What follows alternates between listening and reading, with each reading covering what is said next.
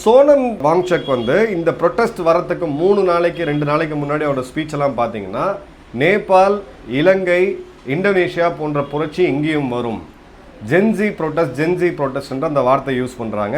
சமூக வலைத்தளங்களில் எல்லாருமே பார்த்தீங்கன்னா தெரிந்தோ தெரியாமலோ இந்த வார்த்தை யூஸ் பண்ணுறாங்க. தயவு செய்து அந்த வார்த்தையை யூஸ் பண்ணாதீங்க. இது ஒரு லோக்கலைஸ் பிரச்சனை. இந்த இடத்துல அரசாங்கம் கம்ப்ளீட்டாக கோட் அவுட் இருக்கிறாங்க. இது ஒரு நேச்சுரல் ப்ரொட்டஸ்ட் கிடையாது. இதில் சம்மந்தப்பட்ட ஜியோ பொலிட்டிக்கல் ரொம்ப க்ளோஸாக பார்க்கக்கூடியவங்க, எக்ஸ்பர்ட் சாய்கிரன் போகிறவங்க தெளிவாக சொல்கிறாங்க இது ஆர்கானிக் ப்ரொட்டஸ்ட் கிடையாது, இது ஒரு ஆர்கெட்ரஸ்ட் மேனுஃபேக்சர் ப்ரொட்டஸ்ட் தான்.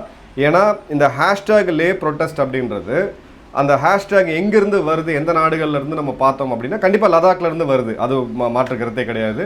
எதிர்கட்சிகள் இந்தியா முழுக்க இருந்து பண்ணுவாங்க. அது நம்ம ஜனநாயகம், அதையும் நம்ம பெருசாக அழட்டிக்க தேவையில்லை. ஆனால் பாகிஸ்தான்லேருந்து கணிசமான அளவுக்கு வந்திருக்கு, பங்களாதேஷ்லேருந்து கணிசமான அளவுக்கு வந்திருக்கு. ஸோ எக்ஸ்டர்னல் சக்திகளும் இதில் உள்ளே வராங்க அப்படின்றது ரொம்ப தெளிவாகவே தெரியுது.